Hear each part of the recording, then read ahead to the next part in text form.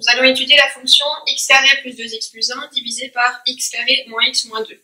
Alors, premièrement, afin de déterminer le domaine de définition, nous allons calculer les conditions d'existence. Ici, comme on a une fraction, il faut que le dénominateur, c'est-à-dire x carré moins x moins 2, soit différent de 0. Alors, pour savoir quand un polynôme de second degré est non nul, on calcule le delta.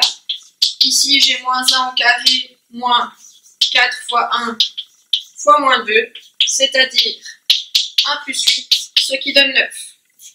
Mes zéros sont donc 1 plus ou moins 3 sur 2, c'est-à-dire 2 et moins 1.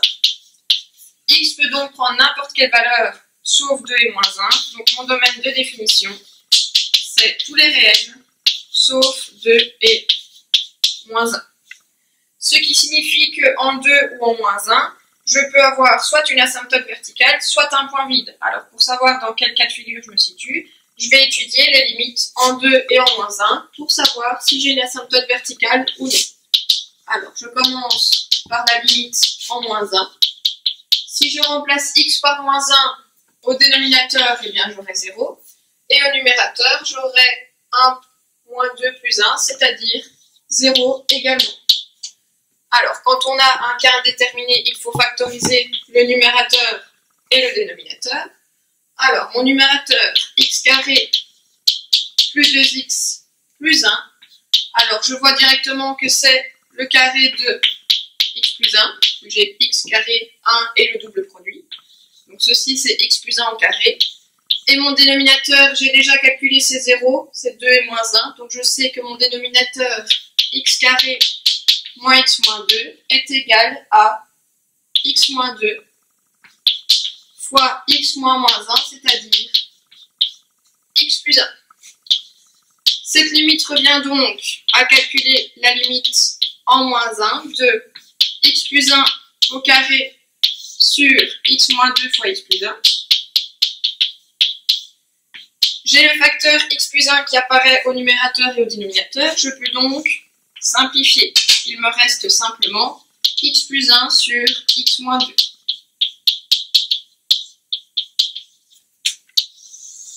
Et alors ici, si je remplace par moins 1 plus 1, ça fait toujours 0.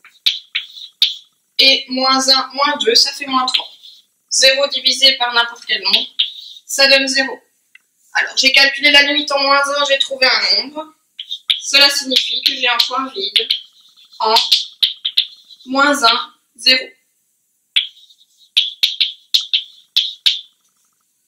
Alors, ensuite, je vais regarder la limite en 2.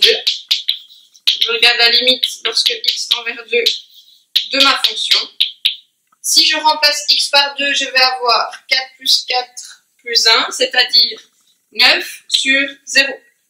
Un nombre divisé par 0, je sais que ça va donner de l'infini. Et pour déterminer si c'est plus ou moins l'infini, je dois faire un tableau de signes de mon dénominateur. Seulement, je sais que j'ai de l'infini, donc je suis déjà sûr que je vais avoir une asymptote verticale en x égale 2. Donc, en moins 1, j'ai un point vide. En 2, j'ai une asymptote verticale. Alors, j'effectue le tableau de signes de mon dénominateur, c'est-à-dire x carré moins x moins 2. Je sais que ce dénominateur s'annule en moins 1 et en 2. Et comme le coefficient du x carré est positif, je vais avoir comme signe dans mon tableau plus, moins, plus. Alors, ce qui m'intéresse, c'est de savoir ce qui se passe autour de 2. Je vais donc m'intéresser à cette partie-ci du tableau. Je sais que si je me rapproche de 2 par la gauche, je vais avoir 9 sur 0 moins, c'est-à-dire moins l'infini. Tandis que si je me rapproche de 2 par la droite, donc la limite lorsque x tend vers 2 plus de ma fonction, ça va être 9 sur 0 plus, c'est-à-dire plus l'infini. Voici pour les asymptotes verticales. Alors, ensuite, pour savoir si j'ai des asymptotes horizontales ou obliques, je vais effectuer la division euclidienne.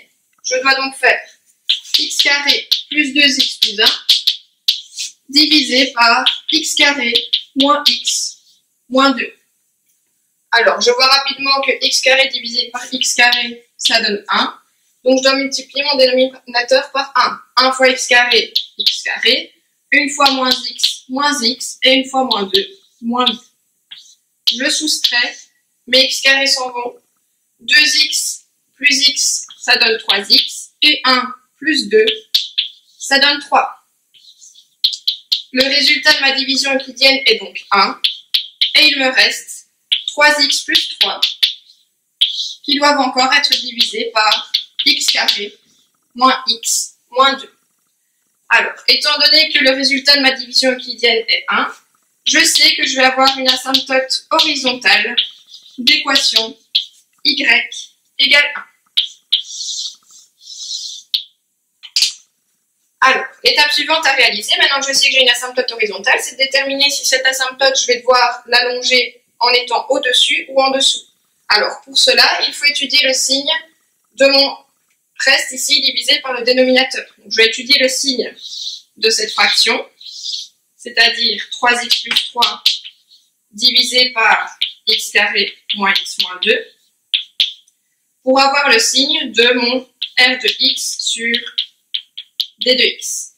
Alors, je sais que mon dénominateur s'annule en moins 1 et en 2. J'ai déjà fait le signe ici. Donc, c'est en moins 1 et en 2, ça vaut 0 et j'ai plus moins plus.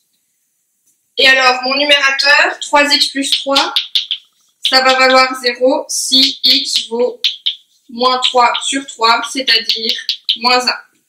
Je sais que mon numérateur s'annule en moins 1. C'est du premier degré, donc j'ai le signe du coefficient de x, l'opposé avant, et le même signe après.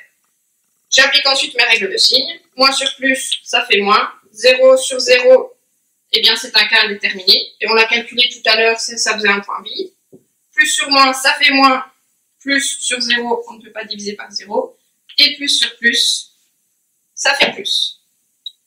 Alors, j'observe que ici j'ai un signe moins. Du coup, je sais que en moins l'infini, ma fonction va être en dessous de l'asymptote horizontale. Donc le résultat de mon quotient Q, c'est l'asymptote. En plus l'infini, j'ai un signe plus. Donc en plus l'infini, ma fonction va être au-dessus de mon asymptote. Alors, dernière étape avant de pouvoir représenter ma fonction. Pour avoir quelques points de passage, je vais regarder mes points d'intersection avec les axes. Donc, pour l'axe des x, toujours pareil, il faut résoudre l'équation f de x égale 0, c'est-à-dire x carré plus 2x plus 1 égale 0. Alors, ce polynôme, on l'a factorisé tout à l'heure, on a dit que c'était la même chose que x plus 1 au carré. Donc, pour que x plus 1 au carré fasse 0, le seul cas possible, c'est x égale moins 1. Donc, j'aurai éventuellement un point d'intersection avec l'axe des x en moins 1. Sauf que ce point n'appartient pas au domaine. Donc, je ne l'accepte pas. N'appartient pas au domaine, à domaine. Alors, et dernière étape, avec l'axe y, là c'est facile, il suffit de remplacer x par 0. Si je remplace x par 0, il me reste juste 1 sur moins 2, c'est-à-dire moins 1 demi. Alors, j'ai maintenant toutes les informations dont j'ai besoin pour représenter ma fonction.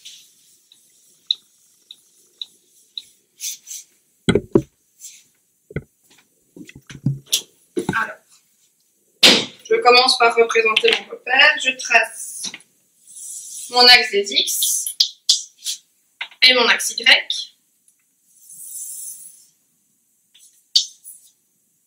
Ainsi que ma graduation.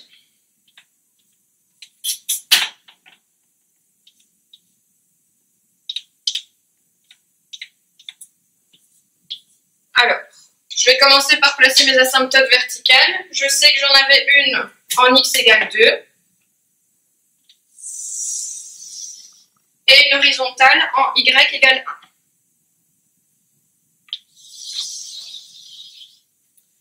Alors, en ce qui concerne ma fonction, je sais que je vais avoir un point vide en moins 1, 0, c'est-à-dire ici, et une intersection avec mon axe y en moins 1 demi. Donc j'ai un point rempli ici. Alors, si je regarde ici mon tableau de signes du dénominateur, en ce qui concerne mon asymptote verticale, je devais l'allonger par la gauche en moins l'infini, et par la droite, je devais venir de plus l'infini. Tandis que mon asymptote horizontale, en moins l'infini, je dois être en dessous, et en plus l'infini, au-dessus. En moins l'infini, je dois être en dessous. Je passe par mes points de passage, et je viens longer mon asymptote vertical. En plus l'infini, je dois être au-dessus, et puis je viens longer mon asymptote vertical. Voici une esquisse du graphe de la fonction f.